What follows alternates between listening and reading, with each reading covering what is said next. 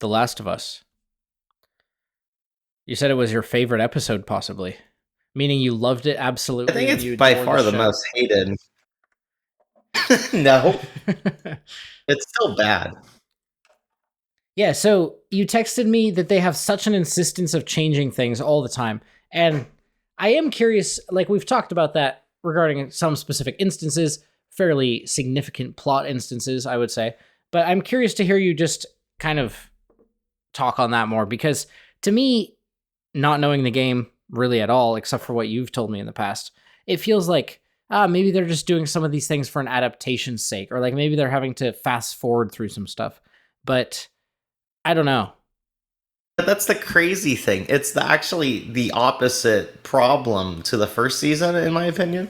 They're actually slowing things way the f down, and this is the biggest culprit out of all of them. Even more so than even episode 3 of the first season, because that's a total derailment, but it's still kept on pace for the game and the narrative being told because it gets to the point A to point B. This actually is dramatically slower than the game.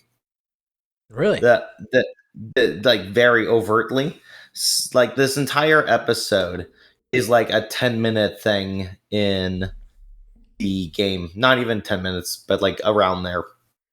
And it's like followed immediately, like, like the monologue that Abby gives and all this stuff, it just adds up shockingly quick, like the therapist and stuff, all that stuff. It's just like it's shocking how insistent they are on making this take forever.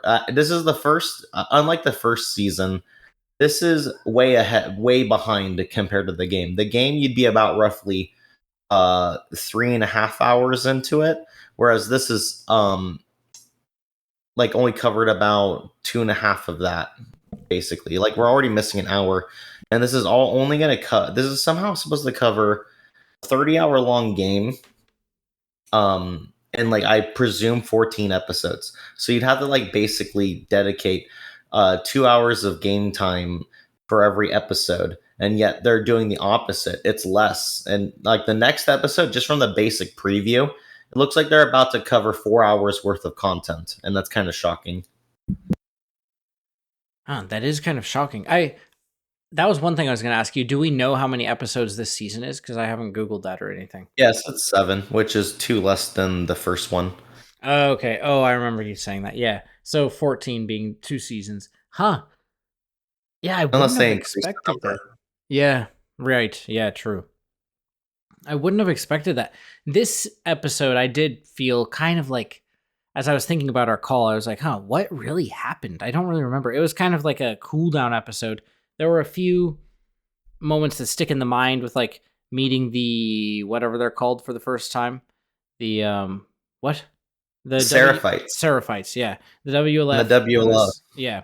Um and then obviously like the town hall and everyone speaking is kind of memorable and they make the decision. But otherwise it was a little bit hard to remember even what happened compared to obviously like the last episode where tons of things went down. So I was kind of trying to think. Yeah, I mean, it makes sense what you said that this episode would have slowed down content in the game. So in the game, how does it go? Does she just kind of leave very quickly, or do they have the whole town hall thing? And do they have the No, thing where the well, guy is like, no, they don't do "Forgive the and town forget"? hall thing. Okay, I think I mean, I have to play it. I'm gonna play it this weekend, I hope. okay, To just run through it all really quick. But from my understanding, they never showed any of the town hall stuff. None of that exists. You never meet the therapist or Seth or any of these characters really. In the game, it's like 3 days later. Tommy's like going to Maria, his wife, and be like, "Hey, we need to go avenge Joel." And they're like, "Oh, we can't dedicate resources or whatever because it seems dangerous." So Tommy just leaves without a word, and then Dina and Ellie go after him, and that's how okay. it plays out after 3 days. Like, I mean, maybe it's a week at most, but like I don't know the exact time. But you know what? What's so obviously wrong is the 3-month time skip. I think that's the most quickly harped on thing in this episode. Is that's ridiculous, True. and Yeah, yeah, I agree with that. I was very surprised to see that. it feels like there's no agency to these characters. It feels like Everyone is just going about their day. Honestly, the fact that they are irrational enough to want to get revenge after 3 months, it doesn't seem sensible. Like, and it seems like Neil Druckmann has maybe more control than I initially thought, because he's doing interviews where he's like, "Oh, in the game, I didn't actually spend a lot of time on her mourning Joel's death," and I'm like, "What? What are you talking about?"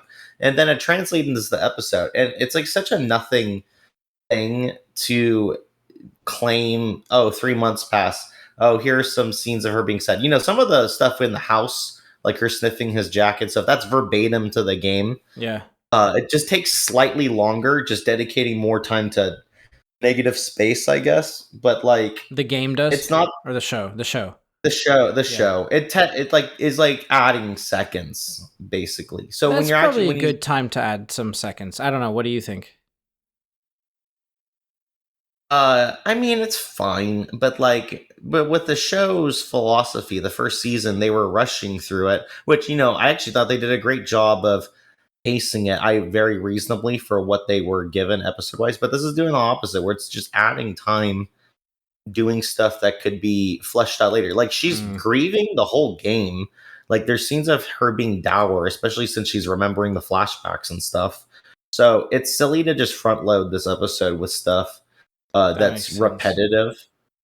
Like, the big bad stuff is when they're in the court or whatever and they're talking and they're arguing. They're just like commentating like they're Reddit, and it's like oh, revenge is bad and I'm not a Christian. Yeah, and that like was a you're little just like on the nose. it's way too on the nose. Stop playing your hand this early. That's insane to me that they chose to do that, because it doesn't add anything, because we know she's going to go after him anyway. The reason I say this is my favorite episode is because it actually does two things that I actually don't mind if it happened in the game, which is Seth being expanded upon and the Seraphites being shown early. Now, the Seraphites being shown early is pretty much impossible with how the game functions with perspective from Ellie and Abby, so you never really would get that scene. Right. But I wouldn't mind if Ellie came across the Seraphites' dead bodies like they do in the show, and she'd be wondering early on what happened to them and why the WLF killed them. Because again, like I've said before, the Seraphites are very evil. They're one of the more evil groups. So it is it's genuinely, to me, clever writing to have deserters seem so sympathetic when they do not represent their group at large. That actually is kind of clever to me to trick the audience. Okay. So that's okay. Yeah. I mean, that's something I was going to ask you about. Those are deserters, and we're supposed to take from it that they genuinely don't represent in the game, when you meet those people, do you realize they're deserters, or obviously not yet? Well, in the show, they commentate they're leaving Seattle, so that automatically makes them deserters because they live on an island off of Seattle. They would be executed brutally by the Seraphites if they were found, which is the WLF. Were we supposed to pick up on that? I guess no. You're a show viewers who's never played the game would not know that. You have me who spoils all of it because trying to have a basic conversation on it. Yeah. It's definitely one of those things where I admire it for being clever to trick people who never played the game, because I think it's a good trick to make you think that they're sympathetic. When it's a very people by people case. There are good Seraphites, but all of them are pretty much deserters. Do you ever get to know any of them? Like, do you ever witness any scene from, say, the little girl's perspective or anything like that? Like, is there ever a chance to empathize with them, or not really? Only deserters. Never really from like a true Seraphite. They're pretty much all enemy. Okay. Like they're like trying to kill you. Like when literally the deserter Seraphites you play with the game that are like Abby's friends by the end. They're hunted by them also. Like they're in my opinion they're pretty irredeemable in a lot of their beliefs and philosophy, and like their practices are so distorted from the origins. It's like probably a commentary on religion or something. But I mean, they're just pretty bad. Like they like explicitly do the worst stuff in the game. Do they cut their cheeks in the game? Yes, that they're derogatorily called scars. Oh, Because of that, that's like their identity mark, which pretty unfortunate yeah, yeah. because you travel with two people that have the scars, and so you have no way of convincing any WLF that they've deserted because Oh, they're so afraid of them. They're like that terrible to people that they shoot on sight. oh, okay. Huh. Yeah, there's a whole commentary with that's gonna get explored hopefully in the show as well. But whenever I get to send you the game, you'll definitely see that probably quicker than the Yeah. show will. Since that it's gonna have a split. But there's other details. Like I said, Seth was also another good addition. Expanding him because he sides with Ellie, which I've seen a lot of people have the exact same thought to me. That's actually pretty brilliant. That's like something I genuinely would have liked to have in the game is what they do with Seth's character because it's like very unique commentary to have the most bigoted, hateful person agree with Ellie on something so hateful and wrong and validate her and her Yeah. to get that and be blinded by the fact that he is clearly wrong. And so that's really well done. And that's like one thing that I honestly think would actually make the story a little better because in the game he's like a one-off character that shows up for the bigot sandwich scene and that's it. Yeah, you said he wasn't even named, right? I think he technically has a name. It's just he's so irrelevant that it doesn't even matter. He has like Yeah, yeah. three lines of dialogue. Okay. Yeah, I like that. I thought that was good. I don't know if the rest of the town hall, yeah, I kind of agree with you. It's like kind of on the nose. Whoever that Asian guy stands up and he's like, "Forgive and forget." And I don't know. That's just not how you should do writing. Like so many shows are doing that nowadays, so many things, and I just don't think it's the best. It's much better to let the game play out its theme and to let you experience it and then like come to your own conclusions or come to your own convictions. So that was, I don't know. It felt a little on the nose to me. It did make me wonder if they had anything comparable in the game, which I guess you're saying they didn't have any town hall or anything. Like Tommy just leaves pretty No, much. he just leaves. I think I just like they're like talking like, "Hey, can we just do this?" Maria's like, "Nah, it's too dangerous." And like we don't want to do it. And then there's like, "Cool." And then he just Okay. leaves. Okay. Does do the same sorts of questions enter into their discussion at all about like he's trying to prove this is the world we want and it's about justice and blah blah blah, or is it more just like I want to get revenge. No, we can't afford the resources. Finished. Or do they have like some debate about You know, whatever's it's right it's or very it's very deliberately ambiguous why Ellie's doing it because her actual motivation is not the player's motivation, at least for the majority of ah people. Because like it's so complex, especially with the ending and stuff. It's like then it takes the entire game to realize why Ellie did it all. And Tommy is way more straightforward. Tommy does represent people who are like, yeah, I'll just do vengeance out of obligation. And okay. Ellie's like a lot like that, where it's like more out of obligation, but also from her own guilt at having decided that Joel was a bad person after saving her. And so as a result, he dies thinking that Ellie never liked him and stuff. She feels guilty, and it's very much self-flagellation in that way. That makes sense. Yeah. And then for But the player, yeah. you're saying it's pretty much just pure revenge, like Tommy. Well, I mean the toxic ones for sure, but like Okay. it's supposed to be a twist. Like a lot of it is very complex. You don't even know that they're the Fireflies when you're doing. You don't even know that they have their own lives, their own perspectives, their own dreams, and all that. It's like you have like a very two-dimensional view of them. Then when you switch to Abby, you get a more complex three-dimensional view, and then you try and kill Ellie as Abby, and you're supposed to by that point realize how ridiculous this concept of vengeance is because everyone Mm. has their own opinions on what right and wrong is.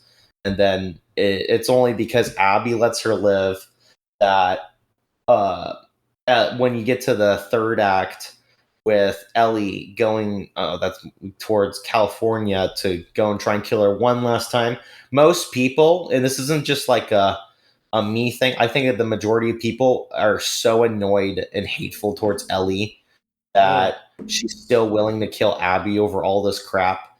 And like, you know, by the time she's at it, there's so many mixed feelings on the ending because again, high controversy.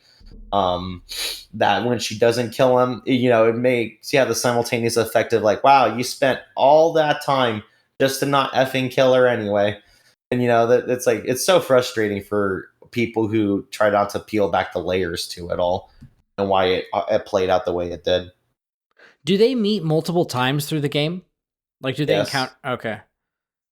And do they fight ever, or is it always like in passing, or what's Yes, the? you explicitly fight Ellie as Abby. You Ah, then the ending you play as Ellie fighting Abby. okay. I'm sure you've told me that, but so they meet multiple times, and it's like this mounting frustration for the player. Whoever wants to get revenge is like increasingly frustrated, and then she goes to California for some final showdown. Yeah. And it's you know, it's one of those things where like quite frankly, I side with Abby for a lot of it because just from like as an outsider looking at both situations, Ellie does way more damage to innocent people than Abby ever did. And it's Mm, like you know, it's funny how you have so many people in real life say, "Ah, we need to kill every single one of them for killing Joel," who also happened to kill every single person over at the hospital, right. who also wanted to all kill one girl themselves. You know, it's kind of funny to have them weigh the option of individuals dying and getting revenge on everyone for that versus like everyone getting revenge on one guy. Like, I feel like there's a bit of imbalance. I think it's kind of humorous that people think it's reasonable to say Ellie actually should kill a pregnant lady. Hmm. Yeah. Huh. So, what is Dina's motivation? Is she just Oh like? my gosh, Dina's stuff is so bad. And you know, Reddit's popping off on that. I was She gonna. is Well, I was gonna ask because I saw so a lot bad. of people saying they really liked her actress after episode 2, and I was gonna ask if that's changed at all or what's going on. People are very upset at Really? the differences. They basically made her not gay. Very, and I was, you know, Oh, and you know, I'm right. conservative. Actually, I'm not really like Christian values kind of stuff. But Yeah. like, I had to do a complete triple take. I was so shocked that they had her say that. That was so out of left field and so different from the game. Yeah, that's And I'm like, true. it's going to make the twist so much worse Oh no, with her wait. What's the character. twist? Wait, okay, so first of all, what's the motivation? Are they just trying to make it like a journey she's discovering? The first thing that entered into my mind was that was a very, like I've already mentioned to you, that was a very sudden, unbuilt or undeveloped kiss. It didn't really feel to me like super earned, and that's why I came to you like, does this happen in the game so suddenly? And so that was my first thought. Is they're trying to kind of explain it away, and it's going to be like a discovery or a journey of hers. And then the second thought was what? I don't remember. But are they going to make it more of like this? She's discovering herself, or what's the what's the deal? That's pretty effed up. That's definitely what they're probably gonna do, and that's Mm. so stupid. Well, okay, so you know the kiss scene is Oh well. very Also, I infamous. mean, she just recently broke up with Jesse, so that makes it a little understandable that she'd be like maybe acting impulsively rather than like she's always had this attraction and she was with Jesse the whole time and like Oh man, wishing she could kiss this is Ellie. gonna anger so many people. Well, because that's okay. This is technically true, and I feel bad because I mean, this is one of the few things I never technically shared with you. And do you actually just want to know what the problem with Dina is? Yes. So Dina got pregnant by Jesse, and so in the Mm. game, she hides this fact from her, and so you know she's actually romantically interested in Ellie at that point, and it has no interest in getting back with Jesse. The problem everyone that is me has noticed with the show is that's so messed up is they are definitely going to try and do a will they won't they thing on if she'll choose Jesse over her because of the pregnant thing, which Uh, is so messed up do you for a think lot of so? implications. Or do you think it Yes. just allows for This a is little this is more already what tension people are or currently complaining about. This is like the big complaint people oh. are having. Wait, cuz Like Jesse they're in the goes after them, huh? yes. And so I'm very worried that his motivations are just to save Dina now because Dina goes for Ellie. And also, it makes no sense in the show why Dina goes with her. In the game, it's because they're romantic partners, and she wants to protect Ellie, and it's selfish because she's effing pregnant. But that's besides the point. But in the show, she has way less justification to do this. Apparently, she was close to Joel by her own words, which is really Yeah. silly because Joel's a 50-year-old dude who has no motivation to hang out with a teenager. Well, I mean, I don't know. I guess, but if she's like close to Ellie, they're best friends, kind of daughter figure. I don't know. I imagined that as plausible. That's more reason for her to not interact with Joel. If anything, Ellie would tell her not to because Ellie hates Joel at this point in time. Later. Okay, but you could imagine. Yeah, I guess I'm so curious to see the past 5 years. I guess the flashbacks will do more for that. But suppose Ellie and Joel were close for like 2 years, and then like more and more stuff started coming out about the hospital incident, or she just started confronting him more and he was like lying. I don't know, something. You could imagine Dina becoming close to Joel for like a few years, and then suddenly Ellie's angry at Joel and Dina's like confused. I don't know. Yeah, I'm not sure. Dina has always been a character. I wouldn't say. I don't know. I have mixed feelings on her. I think that I think it's very wrong that she would go to Seattle knowing that she's pregnant. Hmm. And it's like, especially with Jesse being forced to follow and stuff, in the game at least, to protect both of them, because obviously. And like, the show is just doing a much worse job of conveying what was already a conflicting issue I had with the game, Hmm. with that character. Right. Because, Dina is going to directly screw over Ellie during the Abby fight, and it's going to like be a serious problem. The other funny thing is in the trailers and previews and stuff, they were implying that Dina dies at the beginning of the game. And Oh. she's going for revenge for her because no one knew that Joel was the one. They literally did that deliberately, where they would market it to make it seem like Dean is the one that dies. Ah, So okay. Yeah. they altered footage to make it look like Joel was in the Jesse scenes for the trailers, Oh. Huh. which is kind of fun. I like that personally, That but like is a lot kind of of people fun. were really upset by that. But Yeah, mostly this is just gamers were upset by that, which isn't really the ones it's trying to affect. yeah. I mean, the Dina thing's about to get really messy. I need to see the next episode. They're gonna probably have Dina find out that Ellie is infected, and she's going to have a way worse reaction because as of right now, she's not actually in a romantic relationship with her.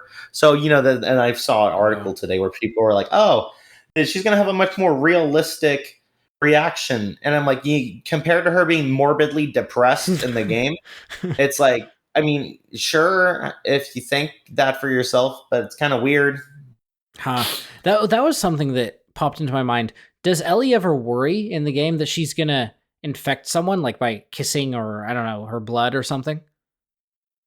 No, Oh, I don't think it can. it doesn't work that way. She's actually used that to her advantage, though. She even in like the winter scene, they do that in the show too, where she bites the guy, Oh claims yeah. she's infected and stuff, and then tricks them. There's a really funny scene near the end where she gets caught by these two guys. They're from a group called the Rattlers or Slavers, and they're like taunting her. They hold her hand down. They're trying to pretend they're gonna have her get bit by the zombie. Then she like forcefully pulls them both towards it, gets bit, but also gets them bit. And that was a pretty good scene That's a because good scene. they couldn't have anticipated that she'd do that. Wait, is that episode whatever, game 1 or game 2? That's game two. That's near the end of Ah, the okay. game. So we That's can Act still see three. that. Oh, nice. Yeah, yeah. We'll likely see that. That's a very memorable moment. What are you thinking of her acting now? Any improvements or no? Oh, Bella Red. And, she's fine in this episode. Yeah. They actually. I like that. I like her little mannerisms. I like when she's reading the letter during the speech. Very Ellie to do that. Mm. There's other fun things with it. I think that it was like sentimental. I like the coffee beans being put on the grave, and then I go on Reddit and Oh people are like, yeah. "What's with the coffee beans?" And I'm like, "Are you serious?" Wait, what L is with take. that? Remind me.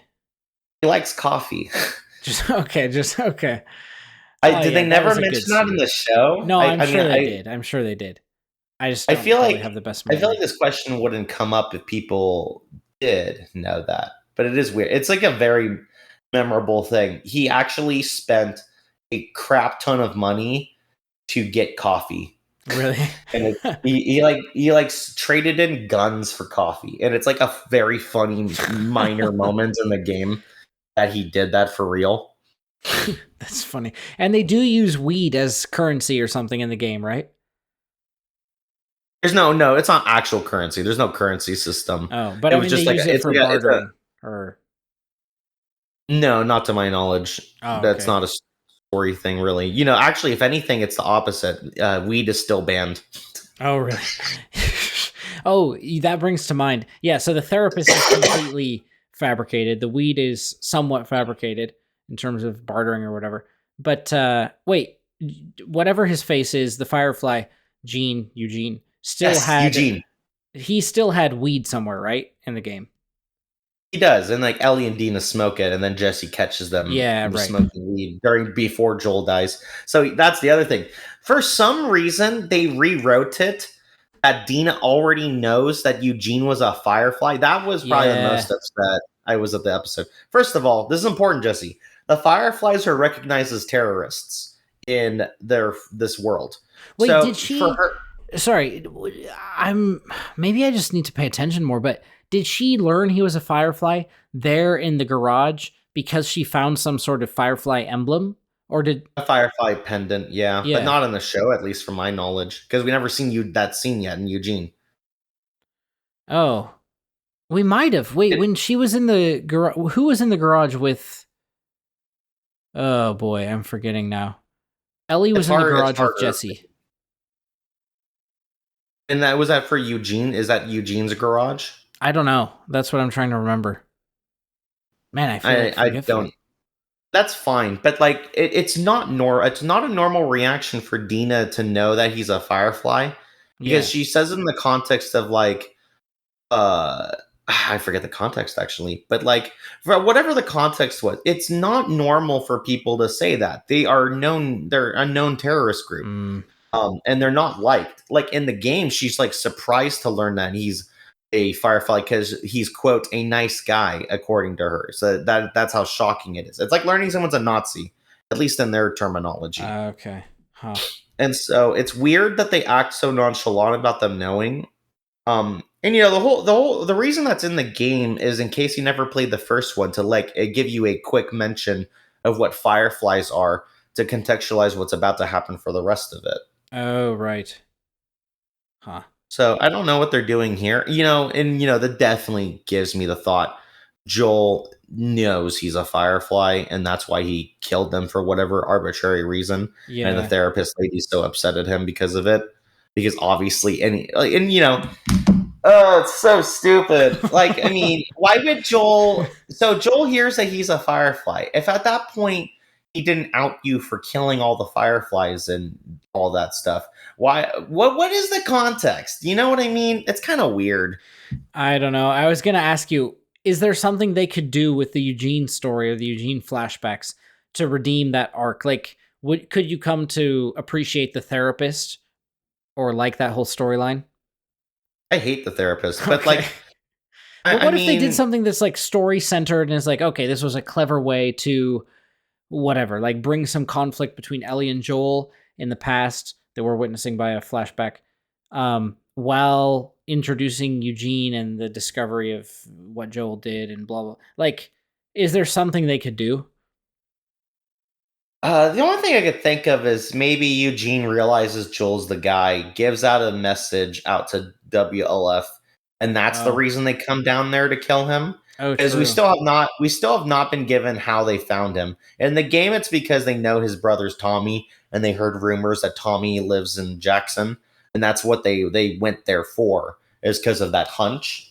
So it's probably different here. Maybe that's the relevance of Eugene. It'd be weirder if the therapist knows, because she's Okay, so hostile to him. It makes me yeah, wonder if she does know, and it's just kind of weird.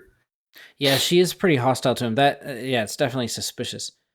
That baseball team or baseball scene, I completely agree with you. It looks it looks like so manicured and pristine. Yeah. It's like, I mean, to me, it brought to mind our last call. You were like, keep in mind, Jesse, these people have whatever you said, like a lot of civilization, and they have electricity and this and that, and they have the capacity to make gasoline or whatever. I forget the exact things you said, but it was definitely like, okay, yeah, this is trying to show that these are like a well established, um, somewhat prosperous societies. So I kind of forgave it or was okay with it in that moment. But you're absolutely right. It looked pretty bizarre for like a zombie Yeah. scenario. And it's so avoidable. They didn't have to do it that way. So you don't think it fits? It doesn't fit at all. Okay. I mean, if you just have play the game, everything is so overgrown. No one's gonna spend time to lawn that. True, yeah. That's silly. I mean, That's that's what I wasted. thought. So It's yeah. is um is Tommy going to go after them now? Tommy I and don't Jesse, know. I suppose. Everyone's wondering that for sure.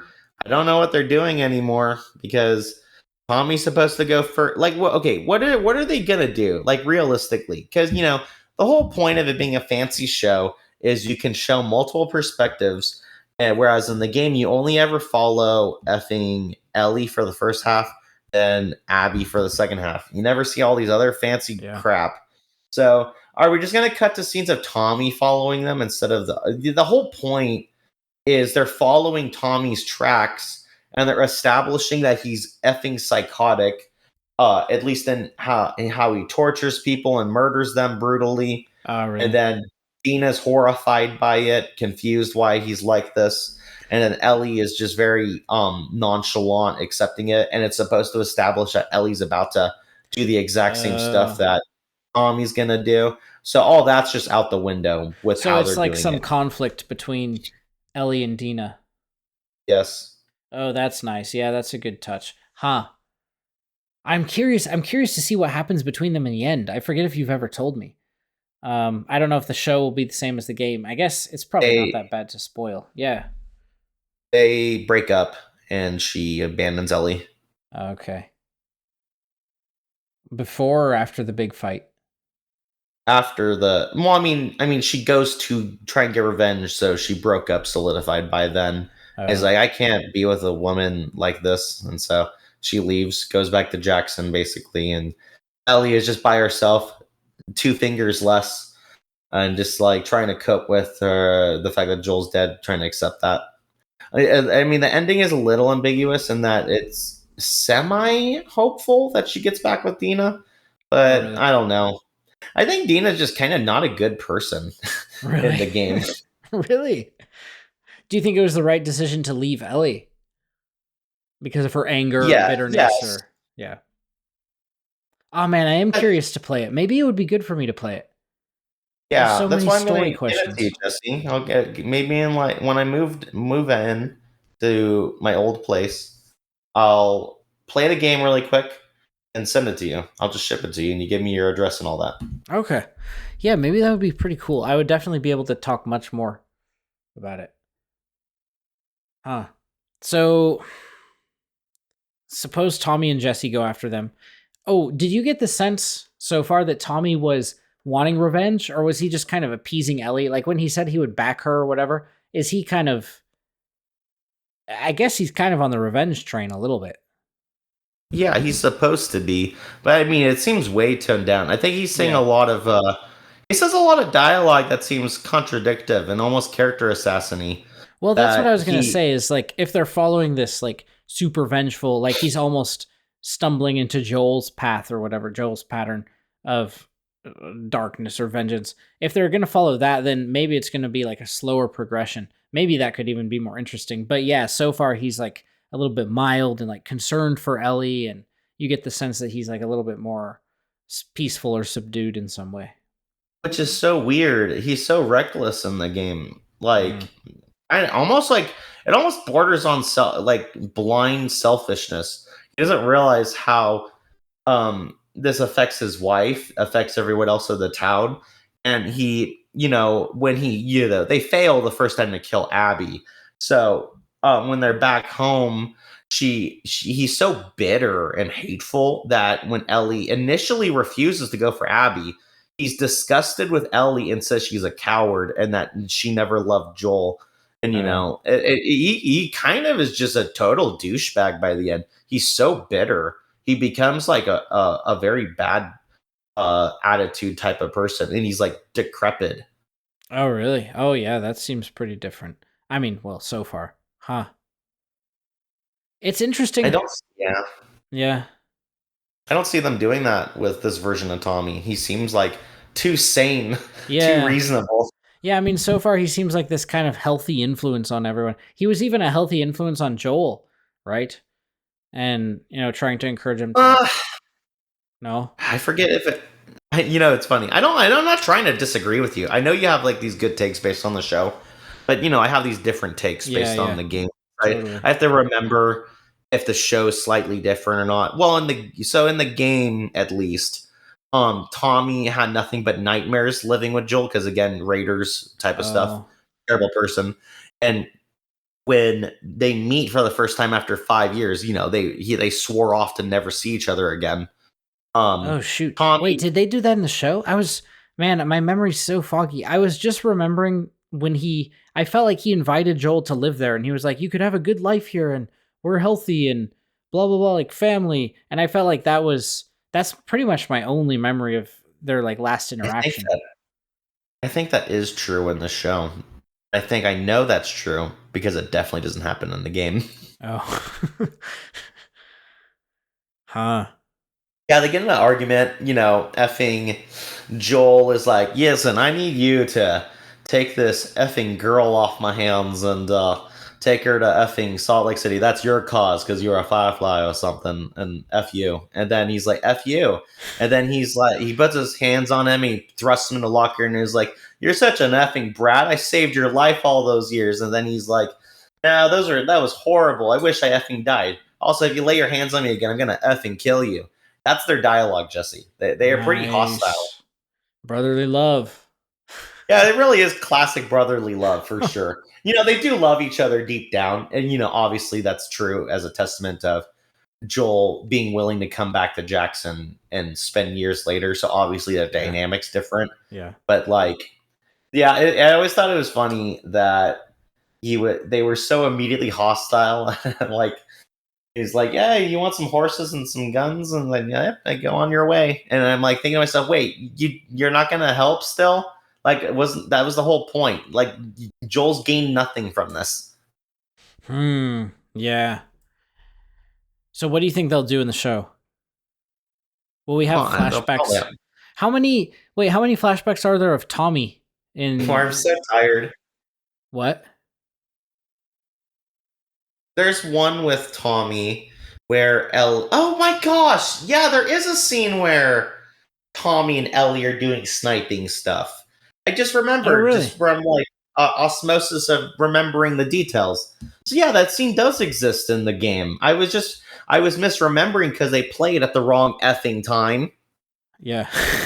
Yeah, I was going to say, what about this Tommy Ellie relationship? Is that like she just replaces Joel with Tommy because she still wants a father figure and he's like there adjacent and friendly and like that was interesting and Oh sure, hmm. and yeah, for sure. Oh yeah, yeah. Oh, it's all flooded back to me. Gosh dang. And he's Yeah, like and it willing makes to sense. train her in violence and Joel doesn't want her to. Is that a thing or something like that?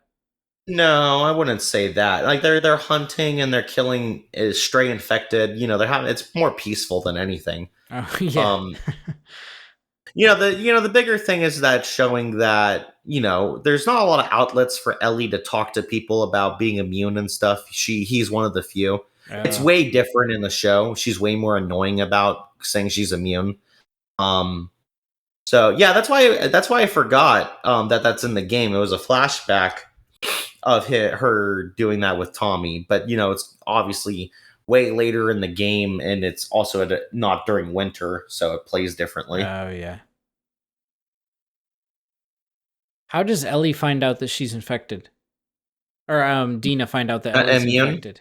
Yeah, or immune. Oh, Dina? Yeah. They go into an area where there's spores, and Ellie at this point in time pretends that she needs a mask. Her mask breaks. Dina Oh. attempts to take off her mask to save her, and Ellie has to confess that she's immune. And this is also simultaneously happening while runners are chasing after them.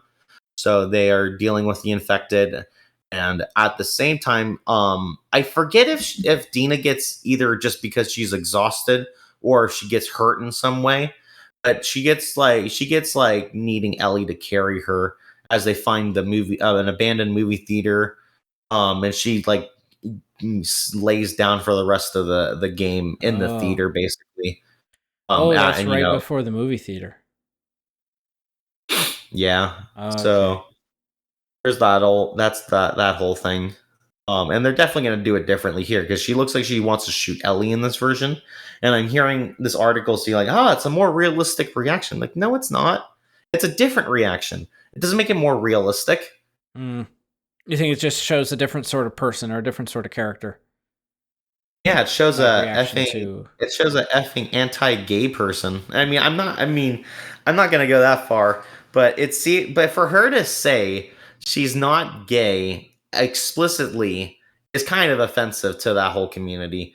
You It think it, it is so? shocking. It Yes. felt like she just had an impulse and had never really encountered or confronted it willingly, at least before, and she leapt for it or whatever. It didn't feel to me like they had committed to any one side, like she's gay, she's not gay. It felt just like, I don't know. It did feel kind of Why odd. why Like are there's they this moment why from are the they show overcomplicating it? How is this a or character from the game. that how is this a character that's going to do that impulsively and like do this dumb self-discovery stuff? It's supposed to be a positive representation of LGBT because they don't have a lot of conflict over whether or not it's right or wrong or if she does have feelings or not. They just have feelings, and it's weird that we're in this situation where they're in the tent and they're just like it's so soapy, and will they won't they. I'm like, that's Mm. so frustrating and cliche and boring. It's like, So are we there's yeah. back to the 80s with Ellen DeGeneres trying to admit that she's gay on television? Like, I don't get it. So I was gonna ask in in the game. Holy cow! I always get them mixed up. In the game, does how what is the progression? How recently? Three questions. How recently has she broken up with Jesse? Do they know of their attraction by the time they kiss in the dance floor? And do they have the encounter or the conversation in the tent? Okay, so Ellie and so Dina, I forget. Did they say that Ellie dated Kat or Dina dated Kat? I Ellie. forget. Ellie. Okay. So Ellie dated Kat, so Dina knows she's gay. They're all friends and stuff. Um they probably recently broke up maybe like 3 or even less days ago. She's impulsive, but you also have to Mm, look at like her dialogue during that scene. Like Ellie is under the impression that she's not gay during that scene. And right. so Dina's the one in that reassuring her that she actually is bisexual, basically. And it being verbatim, it's so weird for her to go from saying like, "Oh, they should be afraid of you. They should be terrified." Why would a girl say that to another girl if they were not trying to explicitly imply that they were bisexual, basically? And then they proceed to True. kiss. Yeah. That is off-putting to me. It feels like they didn't think that through when they were rewriting this crap. It then the tense thing never happens. A lot of what they do when they reach Seattle is they have a lot of very much playful, friendly banter. The other thing that's definitely going to happen in the show is they're going to have her play Take on Me, the song, Oh yeah. like romantically to Dina. That is another thing that's going to happen. They talk about the fact that she's Jewish. They talk about a bunch of stuff, and they just have a lot of good banter. And you can only very safely assume that the days leading up to when they reach Seattle, that the banter was pretty much like that the whole time, and they're just on extremely good relationship terms. Whereas the show is doing like the exact opposite, and it's not Mm. doing any of that. There's still banter, right? But like they're doing it like from the position of her being like friendly and wanting to convince herself that it can't be anything more, which is just kind of insane to me. I see. I I guess I still am not quite sure how this was insulting or offensive or whatever. The tent conversation. So think of it this way, pure and simple. The original version, it is a positive representation of two people going into a relationship to each other, and the this version has her questioning it because she doesn't know if she wants to be gay. But That in is, both, okay, yeah. But in both versions, she's revealing sort of that she has bisexual, whatever. In the game, it's bisexual certainty, and in this, it's like so far doubting. But in both versions, it's like she's kind of admitting they should be afraid of you. That she has this impulse for guys and girls or whatever, that they should be jealous, right? And in the tent, she's just like walking that back a little. Is that what you're saying? she is walking it back. Yeah. I mean, in my opinion, a decent bit. If you tell Yeah, you're someone right. You're right. you're not gay, that is like a stark like we are not gonna date, and they're gonna have to date eventually Yeah, based you're on right. how it progresses. But Maybe it's like just it's like a so discovery so thing. weird. But why are we doing that? I don't know. Plenty of things have done that, and it's weirdly rarer to find just like them not make a big deal out of it. It's so weird to me. Hmm. And like, I played the game enough times and seen the story enough times that it sticks out like a sore thumb having the characters behave very differently. Yeah. They I don't know if this seems like minor stuff to you, but like the context is just completely different to me. It's like why is she there? Dina is there because she liked Joel apparently. Okay, complete change from the game. She didn't go for Joel, she went for Ellie. And and she's also pregnant by this point in the game. And she knows this. So she's And risking we her know that. life to get revenge for Joel, which is so much more selfish and unrealistic for someone to do than risking yourself for someone you love. It's just so different Huh. to me. Do you think in many other scenarios, if there was a pregnant woman in like a post-apocalyptic scenario like this traveling, do you think you would forgive it or view it as better? If I were Because this is Ellie, just like purely revenge, I guess. if I were Ellie and I found out my friend, who I don't know if they actually like me or not, is here to get revenge for a guy who kind of is is Joel. It's just Joel. And then you find out they're pregnant. I'd be like, you're a kind of an evil person. You want to do an act of killing multiple people, risk yourself for that. Whereas the alternative the game proposes is she's there just to help and protect Ellie. That is so different in motivation. Hmm. I see. There's probably something to be said there. Yeah. When she kind of announced that she wanted to go with Ellie, I liked how, I don't know what you think of this, but I liked how it was different than the classic trope of like, no, you can't come with me. Oh, come on, did it? I liked how it was just a little bit nonchalant, and she was just like, "Of course I'm coming," and then Ellie was like, "Oh, thanks." I don't know what you thought Yeah, of that. no, I like that. I like that their relationship a lot.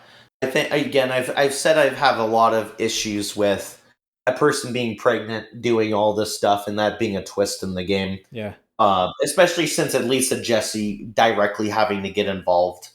yeah. Um, it's just kind of weird, and it is just played straight bad in the show, in my opinion. And I think a lot of people who have played the game have taken notice that it's doing what's known as queer baiting, where it's now in this position where it's trying to like literally just queer bait, which is the word that's used to Yeah. describe this kind of writing, and I think that's very annoying. Huh. Could be.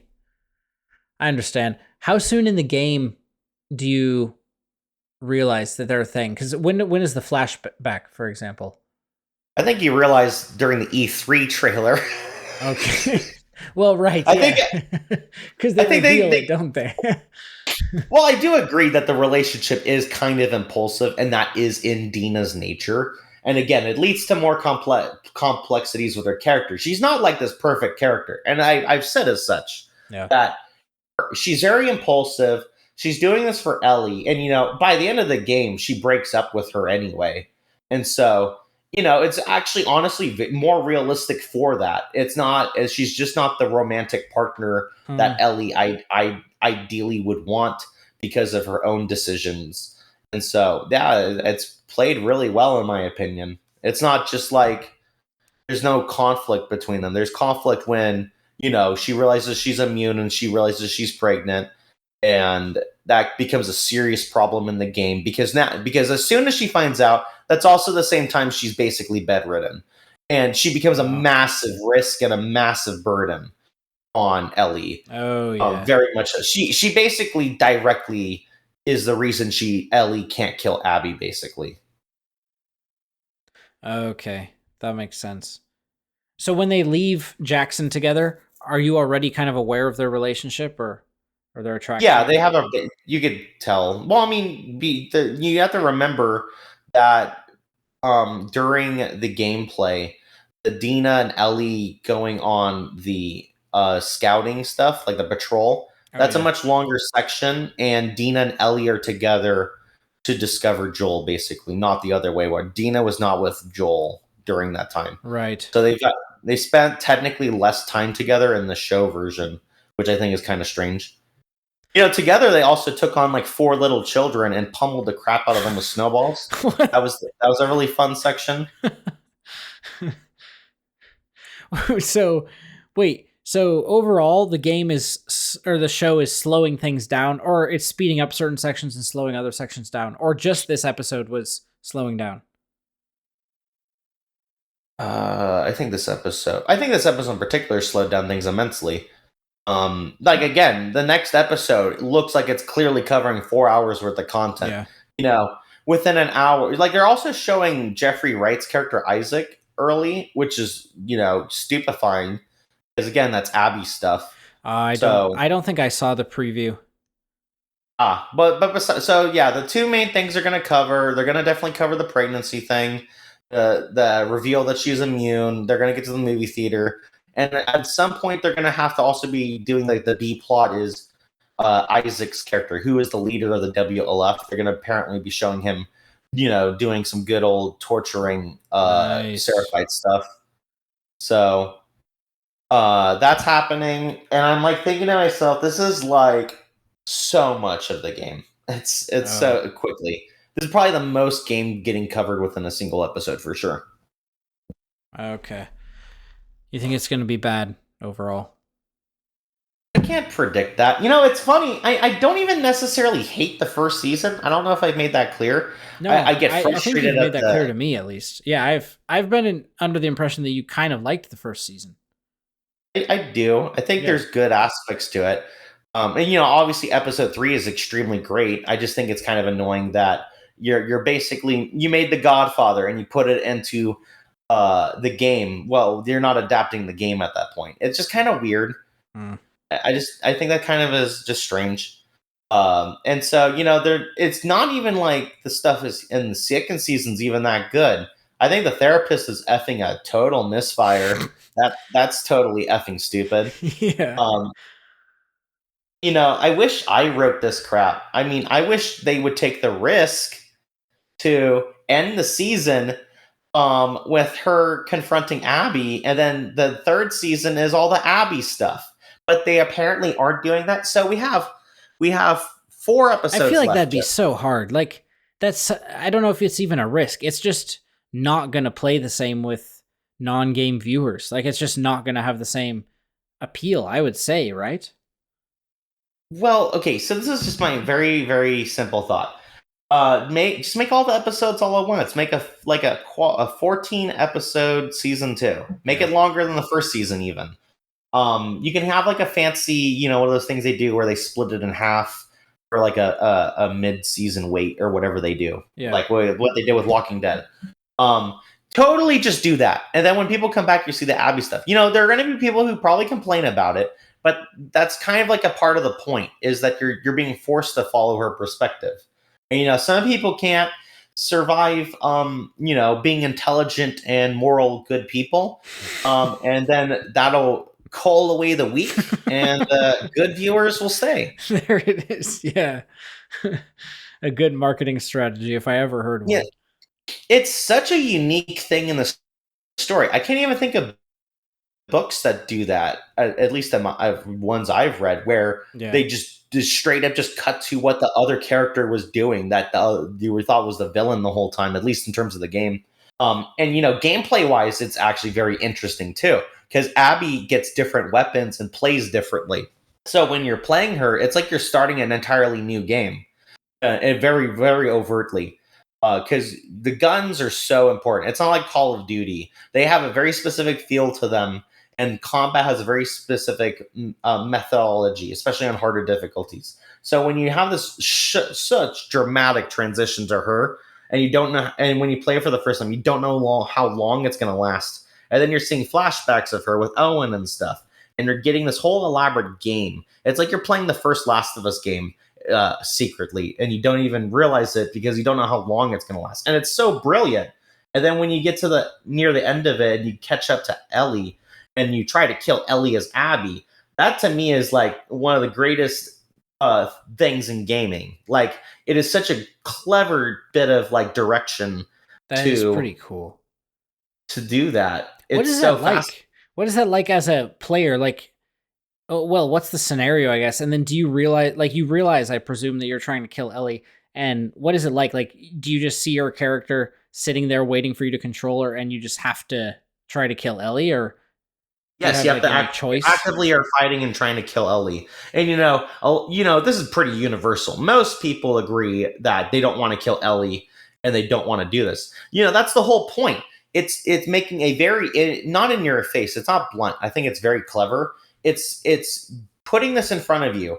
How insanely stupid the idea of revenge is. And it's not like in a revenge is bad kind of way. It shows you in such a nuanced way, because it shows you as soon as you get into someone else's shoes and you live their life and you see all the pain and suffering they've gone through, you realize that they're not different at all. Yeah. And it's ridiculous that either one wants to kill the other. Do most people like Abby by that point, having played with her for however many hours? Okay, so obviously I have to separate the really toxic ones who gave up at the moment Joel died. Now, Like people critical who drinker. Yes, Cradle Jinker is an exception to this. Like I will call the Dom the Bomb community, like people who actually like The Last of Us, and Oh that yeah. community who like favors Last of Us. People will typically be like, "Why am I playing Abby? She killed Joel with golf," and it's like, and there's a very specific moment in her story where you learn that she's afraid of heights, and it's one of my favorite sections where you have to climb across a skyscraper, basically. And it's such an intense scene. And a lot of people I hear, they say that they almost want to let Abby fall just because they want to like punish her. And a lot of them in that moment will be like, yeah, but that seems too mean because she's actually kind of a nice person. That's kind of like the switch point for a lot of people, where they realize that they actually do end up liking Abby because she's so relatable. And Okay. but unless you're like those people who care too much about her muscles and you never go deeper into looking at the actual story, characters, or anything beyond the literal surface area of her effing muscles. Okay. Have any of her friends died at this point to Ellie's hand? Um, Or no? well, I mean, you start a day. There's 3 days, right? 3 days in Seattle. Day 1, 2, and 3. Ellie kills, like, say, Jordan in day 1. Abby doesn't know that Jordan's dead because she doesn't know Ellie's doing this stuff. Oh. She's doing her own thing, basically. She doesn't realize that Ellie's doing this until she reaches the movie theater. She actually has no idea who's killing all these Oh. people. Okay. And it's a great scene where she realizes that it was Ellie this whole time, and she's like, "We effing spared you. We effing let you live, and you wasted it." I love that quote. What a great quote. But Ellie can throw that right back in her face. Joel saved her life in a But pretty okay, epic way. oh my gosh, don't make me keep having to repeat myself. Everyone knows this. Abby knows that. Ellie knows that. Ellie, that's not her excuse for Joel. She doesn't like that Joel saved her. Wait, when they spare her, I'm trying to remember. Do they say anything to the effect of like mercy or like, oh, we forgive you, go and live your life? What did they say? Or do they just like walk away? To Ellie, where the Yeah, first fight or the second fight? You mean? when they kill Joel and then leave Ellie Oh, alone. they don't know that that's Ellie in the first one. Oh, They think that she's a random Jackson citizen. oh, And so they're, they were talking. They had one of them, the one who smashes her face in. She's like, "Let's kill her," and then they'll have a big argument really quick about whether or not they should kill her. Then Abby's the one who speaks above everyone. Is like, "No, we're just gonna leave. F it," and then they leave. okay. So they were trying to have a quick debate on whether that they should kill her. They didn't. They were willing to kill Tommy. Technically, they knocked him out in a way that could have very easily killed him because they Oh didn't yeah. care. It's not. It's the whole weird, stupid syringe thing about protect all the other people. That's just completely not in the game. No, but it They're does help. It does help build this potential to empathize or potential to agree with Abby's side. I don't know. I thought about that more after our first call or whatever, our call in the first episode or second episode. And it does help, doesn't it? you're not supposed to empathize yet. And that's one of the few things I actually do agree with the naysayers is you're not supposed to technically like Abby in the beginning. You're supposed Okay. to think you want revenge on her. That's like technically the whole point. Again, Well, if I she's said just this. rampaging around slaughtering people without saving the innocents, then honestly, I'd understand wanting her dead. She's a danger to the world. Boom. This is so stupid. This argument is so dumb. First of all, We're she gonna doesn't go keep out of her having way to this kill over and over. innocent. This is so silly. No, it's a scenario where they got a lucky break. It was only Tommy and Joel. Tommy's Joel's brother, so they don't really care if they hurt him because associate kind of logic. True. They Yeah. knock him out. They don't explicitly try to kill him. Then the random girl comes in, and they're like, "Okay, should we kill her? Or should we not?" Abby's like, "Let's just get the f out of here." Is that sparing mercy? Just out of like the vitriol of like thinking like she's just in a very bad spot where she want to get revenge, and it doesn't even satisfy her. Ultimately, how revenge doesn't really for most people is she ends up having nightmares anyway. She becomes like this reflection of just like so numb and like dead inside that she doesn't think she can be redeemed anymore and that she's not worthy of being loved. And it's over the course of her story that she actually ends up becoming a better person and starts caring about other people. It's a big part of her character arc is like there's a scene where she like explicitly starts crying because she does think she's a terrible person and accepts that. And just like just a sad story for her overall because of how it does play out. But I mean, out of everyone, I think she gets the happiest ending, at least by the end, at least. Yeah.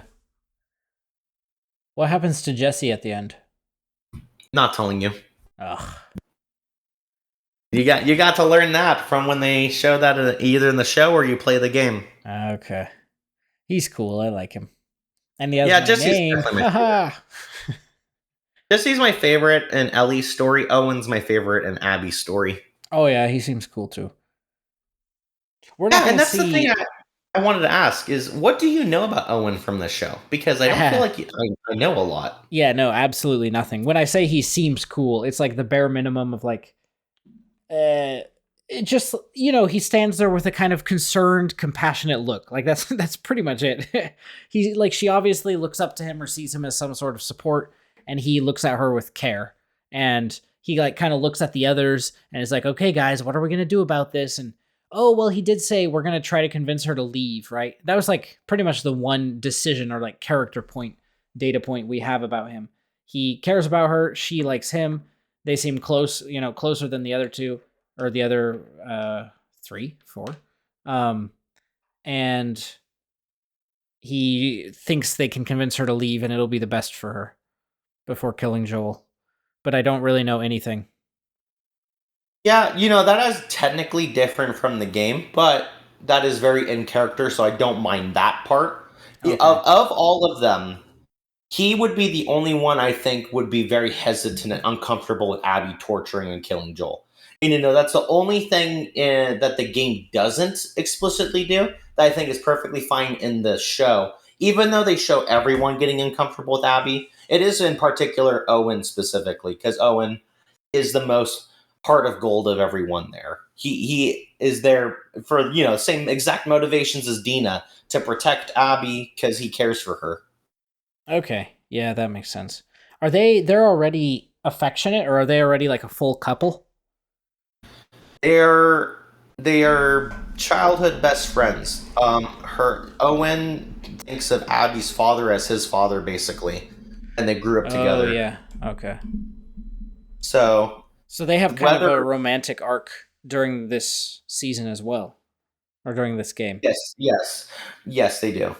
Well, and not like a very I guess it's technically a will they won't they, but it's more like Owen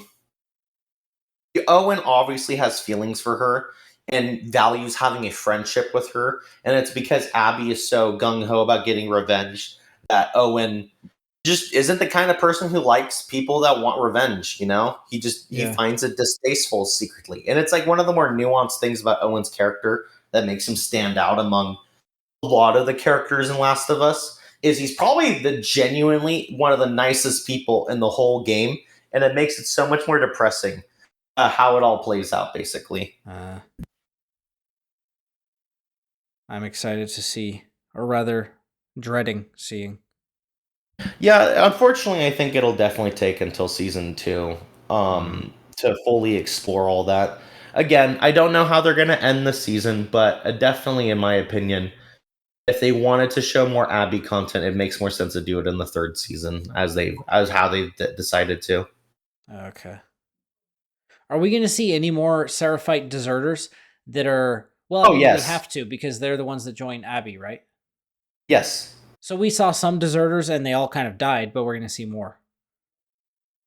yeah. There's other deserters. They're not the only. Uh, Those weren't the only ones. I was thinking It's that so girl might like survive the massacre or something, and then we'd end up seeing her later, but she was just fully dead there. Yeah, unfortunate. I think, but again, I like that scene. I think it's well done, and being Yeah. able to have Ellie see that, because her introduction to the Seraphites is they shoot an arrow through her, and they teach you there's a new mechanic called bleed to death. I'm not kidding. That's literally what they do. Is their introduction? They shoot an arrow into her shoulder, and they teach you, hey, if you let that arrow stay in your shoulder, you're gonna bleed to death. I think that's literally what they do. What does their little signal symbol mean? For who? The Seraphites? Seraphites, yeah. Just their religious iconography. Nice. Yeah, they got their Well, own Jesus and everything. Yeah. yeah, I'm excited to learn more. Are we going to see like rituals or No, they don't really. no? I mean, they have like shrines Uh, and they have a Bible, but that's about it. I do Unless wonder. unless it's like a religious belief to disembowel people and while hanging them. I do wonder in a post-apocalyptic, like very violent sort of world, what sorts of religions could emerge? Like you can imagine. Anti-tech. Yeah, anti-tech, true. I'm writing that in my sci-fi story now. I mean, I haven't worked on it in a while, but there's this one kind of cabal of people that goes off to another planet and tries to start like a anti-tech society from scratch, and then things go wrong. Neat. My book's kind of interesting with religion, if because your dreams basically come true as like manifested powers that affect and bend reality to make it fit you. So if someone has a dream that's related to a religion, it turns their religions into concepts that are real. Oh, huh. Is that like a? Are you familiar with like Sanderson's World of, or even Robert Jordan like World of Dreams, or Sanderson? What's it called? Shadesmar, like where ideas become real or ideas take shape. Is it like that sort of thing? No, it's more arbitrary than that. Okay, it's not like another dimension that you can go into. Yeah, it affects people differently. Like if you some of it's very arbitrary on what and why it manifests the way it does. It makes more sense when you read it for sure. Okay. Like you could have a very understated one where it's like, oh, you just want to be able to remember everything, and then that's just all it is to you. And there's people who create an entire new race of people that are all beings made out of light, and they are fighting a eldritch horror made out of explosive gunpowder that's trying to eat the world. Mm. That sounds like some sort of Doctor Strange type villain. I guess. Like, if anything, it's probably inspired by like Galactus by technicality. Okay. And then you have characters who, have the ability to just time travel, and then create multiple realities and stuff. But the very important thing about it is if you die, all the stuff related to you just completely disappears, and people who are just ordinary people forget it ever happened. Oh, Whereas really? only people with other supernatural abilities can also remember it ever happened. Ah, that is cool. That's cool because it feels like you could avoid. I don't know if you'd say you could avoid some of the snags of time travel while still having some time travel like effects with like characters' awareness and beliefs and actions. I don't know. Mhm. Because I'm trying to outline a sort of time travel story, and I was just, I mean, it's from when I was like 19, and I was realizing there's all sorts of flaws. So I'm recently trying to rework some stuff. I think I'll just have to eliminate time travel, and I'll have it be some sort of like what you know, you know, in Rick and Morty when he has the death crystals and he can like see his death. Yeah, it's so funny. That's so funny. he he does it to be better at shooting it. Yeah. Yeah. I think I'm going to have it be something like that where you see possibilities or like likely possibilities. Like Dune. Oh yeah. Yeah, true. Maybe, but maybe more in the super immediate sense like the next few seconds. I don't know. I'm going to have to figure it out cuz time travel is just impossible. Or if you have like multiple characters that can time travel, it just gets ridiculous. But I think I solved the paradox problem, at least with the character that time travels. It's like if you have like say 30 different timelines, and you jump to a point where you already time traveled there, and you go to a place earlier. Well, it just kind of cuts off the other part, and so that's all mm, really. And then it like schisms into a new timeline. That's basically all it is. And he does a very funny example of explaining this to people, because he always has to ask if people know who he is or not, because of the oh. nature of his power. And you literally could meet a version of him that's actually a nice, friendly guy, or you can meet the version who is just actively has killed you thousands of times, and he's taunting you. And you wouldn't know. Yes, you wouldn't know, and he doesn't Yeah, know that which makes versions sense. you've met too. So it confuses even him, and he chronicles a lot of it to try and figure out. That makes Sometimes sense. he'll get to the same timeline multiple times, and it'll like put together pieces on like what people know about him and stuff. Although it does bring about the same, maybe I'm not sure, the same sort of conundrum. I was facing this thing where you can jump. I had like this time and space power. So some people can teleport basically, and then some people can jump back in time. But in order, it's like you're manipulating time or you're manipulating space. But in order to manipulate time, you have to be occupying the same space. So it was like you can only jump back one day if you go back to the position you had like one day ago, like sitting on the couch here or laying in bed.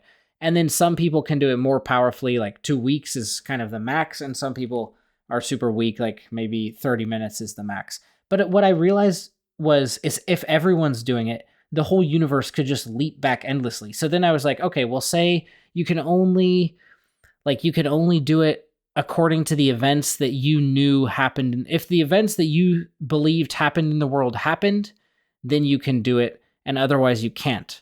But then you have like Mhm. someone hops back to right now or to 1 minute from now, and I think I know or they hop back to 5 minutes ago and they change the past, and now in 5 minutes I want to hop back to change something, and I suddenly find that I can't because they've changed it. Like I just ended up with this thing where everyone could just kind of hop back endlessly. Like I take us back an hour, and then you take us back another 10 minutes, and then Savannah takes us back 30 minutes, and pretty soon it's like 8 years ago, and no one feels like they have time traveled because no one was like the last one to time travel. I don't know. I ended up with this thing where it was just like kind of weird. I don't know if that made any sense. No, it does. I can understand the difficulties. Well, at least for mine, he doesn't actually have control of where he time travels to. He doesn't have any conscious Oh, ability. He basically just time travels to any point where someone commits a crime and he is there for a very limited period of time, or if someone kills him in that timeline, then he'll teleport after that. And so it definitely is probably my favorite antagonist, because you could like literally you'll meet a version where he's like actually helpful, and then like that's all you've ever known him your whole life is this helpful guy, and then randomly he'll be like, hey, you should effing kill yourself, and you're like, Yeah. what? And like he's a terrifying type of guy, like this deceptive guy who doesn't understand how insane he is. What's his motive? Initially his motive is just to understand his power, and then he because of the infinite possibilities and lifetimes he lives, and he'll go to timelines where future versions of himself have already killed people and they're afraid of him, and so people turn on him very quickly. Oh yeah. And so it's like a self-fulfilling prophecy where he turns himself insane and he just becomes a psychopath that his best option legitimately is kill everyone so he stops teleporting. And so that becomes his goal over time, because he forces himself to have that goal. There are exceptions. There's a couple characters he refuses to kill because he made this reliable oath to never kill them, so they're always allies and friends to him. So he has like some stability in his life. Oh yeah. And he helps those characters with their goals. Like for example, the main king of the island, like he's friends with him, which is why he never has ever died and has always been in a position of power, because he has literally the most powerful being in the known universe on his side. And every other protagonist has such a huge issue. Every single character has this massive issue with trying to figure out how to kill this guy, because he's by far the hardest guy to deal with out of everyone.